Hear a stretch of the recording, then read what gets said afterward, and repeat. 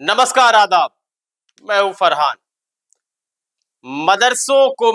मदरसे वालों को और मदरसों को बिना भीख के चलने की आदत नहीं है। यह मुसलमान ने एक रिवाज बना लिया। भले ही मदरसों को सरकार द्वारा मान्यता प्राप्त करवाना था, लेकिन उसका बस महज एक मकसद यह था कि किस तरह कमाई की जा सके। यह सत्य है, इसको छुपाया बिल्कुल नहीं जा सकता। पहले भी विकल्प के रूप में मदरसों में बहुत सारे विषय पढ़ाए जाते थे, लेकिन अब उन्हें थोपने का काम किया है योगी सरकार ने। और मुसलमान भिखारी है। अरे जब कोई सरकार तुम्हें पैसे दे रही है, और दूसरी बात यह है कि आपको पता है कि यह सिर्फ सरकार धर्म की राजनीति के अलावा दूसरी कोई राजनीति नहीं कर रही है, तो फिर आप वो उम्मीद उससे क्यों कर सकते हैं कि वो मान्यता भी प्राप्त करे, आपके दिशा निर्देशों पर चले? बिल्कुल नहीं।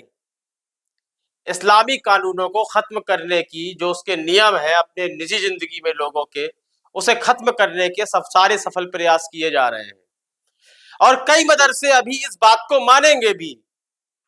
अगर हिम्मत है, जुनून है, धर्म के लिए मरने मिटने की बात करते हो, तो सरकार से मदरसों के लिए भीख मांगना बंद करो।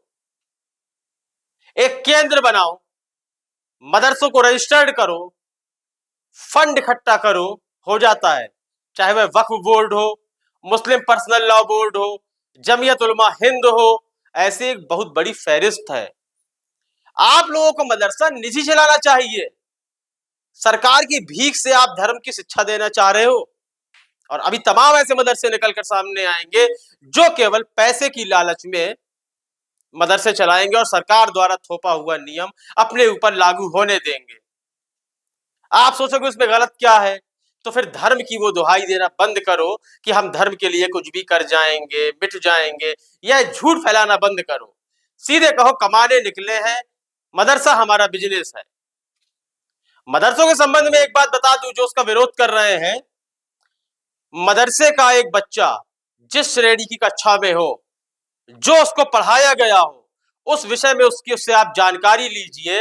एक सरकारी स्कूल का बच्चा अपने विषय की उतनी जानकारी नहीं दे पाएगा जितना एक मदरसे का बच्चा देगा। छोटे से छोटा मदरसा, फ्री और मुफ्त शिक्षा। पैसे हैं कुछ बहुत तो दे दो, वरना फ्री शिक्षा, पौष्टिक आहार, कपड़े, रहने की अच्छी जगह, और सबसे बड़ी बात, दुनिया की बड़े से बड़ी यूनिवर्सिटी में जो शिक्षा मिलती है वह एक छोटे से छोटे मदरसे में प्राप्त होती है। अंतर इतना है कि उसके विषय अलग होते हैं। वो जितना निपुण अपने विषय में होंगे, मदरसा का बच्चा उतना ही निपुण मिलेगा अपने विषय में। वरना आप आजमा कर देख सकते हैं, सर्वे करा सकते हैं। लेकिन सरकारी स्कूल के बच्चे अपने विषय में निपुण नहीं होते हैं। वो भी आपने तमाम डॉक्यूमेंट्री देखी होंगी।